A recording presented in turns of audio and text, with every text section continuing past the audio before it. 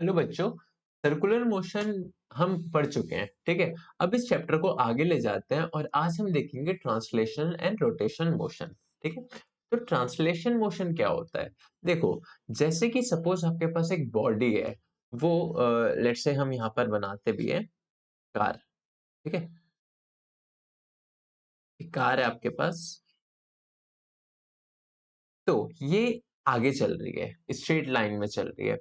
तो उसका हर एक पार्टिकल उसके हर एक पार्टिकल का पाथ कैसा होगा? जैसे आप किसी भी पार्टिकल को ले लें, यहाँ जैसे यहाँ है, यहाँ, यहाँ, यहाँ, यहाँ, या फिर व्हील में तो नहीं, लेकिन क्योंकि व्हील का इंटरनली एक मोशन चल रहा है, लेकिन वैसे अगर हम ले, तो अगर ये आगे बढ़ रही है, तो इसके हर एक पार्टिकल का पाथ कैसा होगा?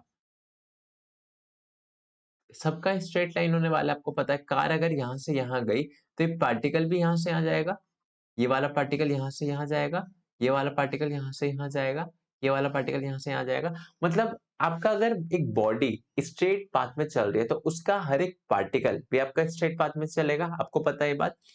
तो ट्रांसलेशन मोशन आपका वही है कि किसी बॉडी की जब हम बात करें और वो स्ट्रेट पाथ में चले, तो उसको हम क्या बोलते हैं? Translation motion. ठीक है, तो ट्रांसलेशन मोशन में आप लिख सकते हैं कि the motion the motion in which a body as a whole and पूरी बॉडी आपका स्ट्रेट लाइन में चलेगी, और साथ ही साथ एवरी पॉइंट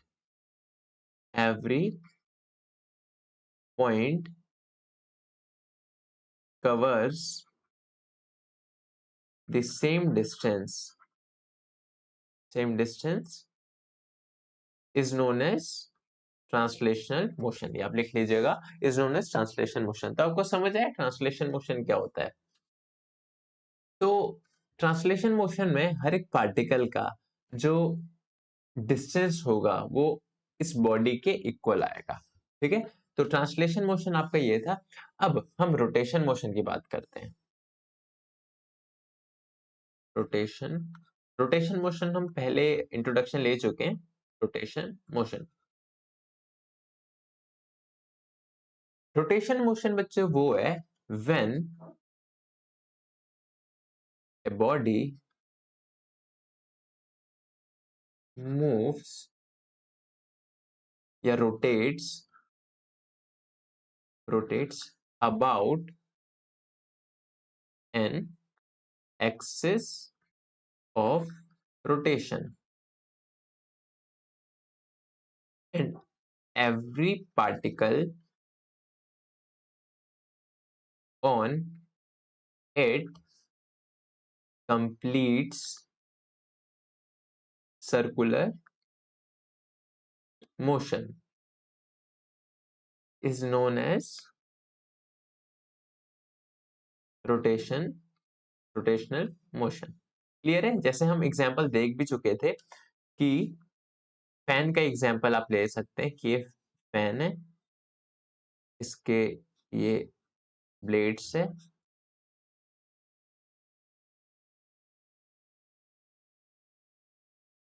ठीक है, जब ये फैन घूमेगा, ठीक है, फैन ये घूमेगा, तो इसके मोशन को हम बोलेंगे रोटेशनल मोशन। लेकिन इसमें आप किसी भी पार्टिकल को ले लें, लेट सपोज ये पार्टिकल आपने लिया, तो इस पार्टिकल का पाथ कैसे होगा? ये पार्टिकल ऐसे घूमेगा, वापस अपनी जगह पे आ जाएगा। तो ये कैसा पाथ हुआ? सर्कुलर पाथ हुआ। तो एक बॉडी कर रही है रोटेशनल मोशन, और ये पार्टिकल पार्टिकल कैसा मोशन कर रहा है? Circular motion. ठीक है, तो ये आपका सर्कुलर मोशन था। तो आई होप सर्कुलर मोशन भी आपको क्लियर हो गया होगा। अब बच्चों बात करते हैं हम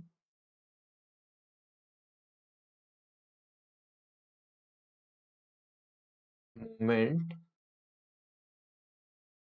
ऑफ फोर्स की। मूवमेंट ऑफ फोर्स जिसको बोला जाता है और टॉर्क। जैसे कि आपको क्या करना है? एक डोर है, ठीक है, ये है डोर, और इधर से इसका लॉक है ऐसे, ठीक है, ये डोर है, इसका लॉक है ऐसे। ओके, अब क्या है, आपको इस डोर को खोलना है, इस डोर को खोलना है, और खोलेगा कैसे? अब जब इस डायरेक्शन में इसको घुमाएंगे ऐसे, तो वो खुलेगा। अब देखो, आप इसको खोलने के लिए फोर्स कहाँ लगाएंगे? लेट से आपने इधर ये लॉक खोला, अब आप इसको रोटेट कर रहे हैं, तो आप अपना हाथ किधर, मतलब ऐसे गेट खोलने के लिए किधर पुश करेंगे? किस जगह आप रखेंगे? आप यहाँ ऐसे रखेंगे, मतलब इधर धक्का लगाएंगे, या फिर आप इधर लगाएंगे, इधर लगाएंगे। ऑब्वियसली अगर मैं इसको ए बोलूं, इसको बी बोलूं, ऑब्वियसली आप ए पे करके धक्का देंगे, ठीक है। बी पे करके क्यों नहीं देंगे? क्योंकि यहाँ आपको बहुत ज्यादा फोर्स लगेगा, बहुत ज्यादा फोर्स लगेगा तो बहुत ज्यादा एफर्ट्स लगेंगे, आपको बहुत मेहनत लगेगी, है ना, बहुत दम लगाना होगा आपको। तो इतना दम क्यों लगाना, आप सीधा ए पॉइंट पे आसानी से हाथ रख के गेट को खोल सकते हैं। तो बात वही है कि ऐसा क्या था कि ए पे आपको ज्यादा फोर्स लगाना पड़ा, और ए पे आपको बहुत कम एफर्ट्स लगाना पड़ा, कम फोर्स लगाना पड़ा, और बी पे आपको बहुत ज्यादा फोर्स लगाना पड़ा। तो उसका वजह यही है बच्चों कि ये मोशन आप कौन सा प्रोवाइड करना चाह रहे हैं। गेट खोलते वक्त आप कौन सा मोशन कर रहे हैं? गेट को क्या एक जगह से उठा के एकदम सीधा सीधा दूसरी जगह ले जाते हैं, या उसकी, जैसे ये अगर मैं बोलूं कि ये उसका हिंज हुआ, ये इस जगह पे तो गेट फिक्स रहने वाला है, आप घुमाएंगे तो उसका केवल जो इस साइड वाला पोर्शन है वही अंदर की तरफ जाएगा ना, जो इधर वाला पोर्शन है वो तो अपनी जगह पे ही रहेगा, है ना। तो आप कैसा मोशन कर, एक जगह से दूसरी जगह इसको उठा के ले जा रहे हैं, या फिर आप बस उसको रोटेट कर रहे हैं? तो आंसर इज, आपने सही सोचा होगा, रोटेट कर रहे हैं, है ना।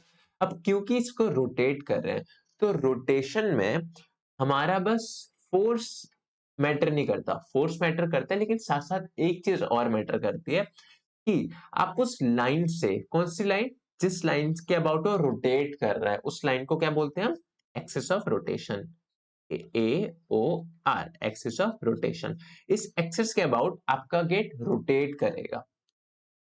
तो क्या है कि इसके अबाउट रोटेट करेगा, तो आपको रोटेशन मोशन प्रोवाइड करना है, तो उसमें क्या होगा, आपको बस फोर्स मैटर नहीं करता, एक डिस्टेंस भी मैटर करता है। कौन सा डिस्टेंस, उसकी बात करते हैं हम।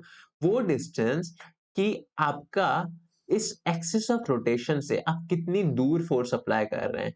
एक बी के सिचुएशन में आप यहां पर अप्लाई कर रहे थे, इसको हम आर बी बोल देते हैं, या फिर स्मॉल बी बोलते हैं, स्मॉल बी।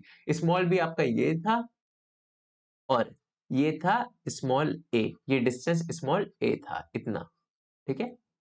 इतना जो डिस्टेंस था ये स्मॉल ए, और इतना जो डिस्टेंस था वो स्मॉल बी। सपोज गेट खोलने में आपको कुछ टॉर्क लगना है, ठीक है। टॉर्क एक वर्ड आया जिसको मूवमेंट ऑफ फोर्स बोलते हैं, अभी समझेंगे टॉर्क होता है क्या। गेट ओपन करने में आपको क्या है कि एक सर्टेन वैल्यू चाहिए, किसकी? टॉर्क की। जैसे कि आपको एक यहां एक कुछ ऑब्जेक्ट रखा, आपको उसको आगे मूव करना है, तो एक फोर्स की एक सर्टेन वैल्यू होगी जिसके बाद वो मूव करने लगेगा, ठीक है, अगर फ्रिक्शन है वहां पर तो किसी फोर्स पे वो मूव करने लगेगा। तो वैसी वहां पर ये है कि किसी टॉर्क पे मूव करेगा। अब वो टॉर्क कितना होगा, है ना, वो टॉर्क कितना होगा, तो वही आपका, तो टॉर्क की वैल्यू तो फिक्स रहेगी कि इतने टॉर्क पे मूव करेगा। तो अब वो टॉर्क डिपेंड करता है कि आप कैसे प्रोवाइड कर रहे हैं उसको। आप यहां से प्रोवाइड कर, देखो यहां से आप धक्का दोगे तो भी उतना टॉर्क लगेगा, यहां से आप धक्का दोगे तो भी उतना टॉर्क लगेगा। अंतर कहां आएगा? अंतर आएगा आपके फोर्स में। इधर अगर आप करेंगे तो टॉर्क भले उतना लगेगा, लेकिन फोर्स आपको ज्यादा लगाना पड़ेगा। इधर आपको धक्का देना, टॉर्क अगेन उतना ही लगेगा, लेकिन फोर्स आपका क्या होगा? फोर्स आपका कम लगेगा। तो वही चीज है, फोर्स कम क्यों लगेगा? टॉर्क, जिसको हम डिनोट करते हैं टाउ से, ऐसा होता है, ठीक है। ऐसा फिर से बनाता हूं मैं, ऐसा, ठीक है। तो इसको पढ़ते क्या है? टाउ, टो, टो या टाउ, ठीक है। तो इसका जो फॉर्मूला होता है वो होता है फोर्स इनटू डिस्टेंस। ये परपेंडिकुलर डिस्टेंस याद रहे, परपेंडिकुलर डिस्टेंस। ठीक है, ये फॉर्मूला होता है। अब आपको गेट खोलने के लिए एक टॉर्क की सर्टेन वैल्यू चाहिए, तो जाहिर सी बात है इन दोनों पे डिपेंड कर रहा है। अगर आपका आर कम हुआ, जैसे कि इसकी यूनिट भी देख लेते हैं पहले। टॉर्क की यूनिट जो होती है वो होती है, फोर्स की होती है न्यूटन, और इस डिस्टेंस की होती है मीटर। तो टॉर्क की जो आपकी यूनिट होती है वो होती है newton metre. Equal as unit of, यानी सेम एज ऐसा यूनिट ऑफ किसकी, जैसे कि एनर्जी है ना, वर्क, इन सब की भी न्यूटन मीटर होते हैं। ओके, तो अब क्या है कि ये जो है टॉर्क आपका F इंटू आर हो गया। लेट्स से आपको गेट खोलने के लिए 100 न्यूटन मीटर की नीड है। ओके, अब आपने क्या किया, पहली सिचुएशन में ये था 10 सेंटीमीटर, ये वाला जो बी था वो 10 सेंटीमीटर था। 10 सेंटीमीटर या फिर 10 सेंटीमीटर था, उसको पहले मीटर में कर लेते हैं। मीटर में हो गया यानी कि 0.1 मीटर। ठीक है, 0.1 मीटर था। तो आपको फोर्स कितना देना पड़ेगा, फोर्स कितना देना पड़ेगा जो आपका गेट टर्न हो जाए। तो जाहिर सी बात है ये मल्टीप्लीकेशन में इसको इधर ले जाते हैं, तो फोर्स कितना देना पड़ेगा, यहां से क्या आ गया 1000 न्यूटन। 1000 न्यूटन आपको फोर्स देना पड़ेगा जब आप पॉइंट बी पे लगाएंगे, तो आप कितनी ज्यादा वैल्यू है 1000 न्यूटन, है ना। वहीं आप अगर दूसरे सिचुएशन में लेके चलते हैं, इसको आपने नोट कर लिया, मैं इसको एफ बी बोल देता हूँ कि पॉइंट बी पे लगाने पे इतना। अब मैं इसको इरेज कर रहा हूँ। अब आप पॉइंट ए पे लगा रहे हैं, पॉइंट ए यहां से दूरी है पॉइंट ए की 100 सेंटीमीटर, यानी कि 1 मीटर। ठीक है, 1 मीटर। अब उस सिचुएशन में फोर्स आप निकालेंगे तो क्या होगा, force at A will be equal to 100 newton. इसको इधर डिवीजन में ले जाओ, तो यानी कि ये आपका आ जाएगा 100 न्यूटन। तो फोर्स का कितना अंतर आ रहा है आप देख सकते हैं एफ बी और एफ ए में।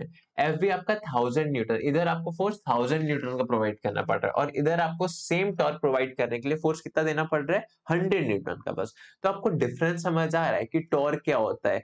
टॉर्क रोटेशन मोशन में आपका मतलब एनालॉग है वो, जैसे ट्रांसलेशन मोशन में फोर्स बोलते हैं, तो रोटेशन मोशन में आपका टॉर्क हो जाएगा। तो इतना समझ आया, टॉर्क का बेसिक आइडिया आपको समझ आया। तो आज की क्लास में इतना करते हैं, मेरे को थोड़ा जल्दी है इसलिए कहीं जाना है, तो इसलिए आज नेक्स्ट क्लास में करेंगे हम। ठीक है, तो आई होप आपको इतना समझ आया होगा। Thank you so much for watching.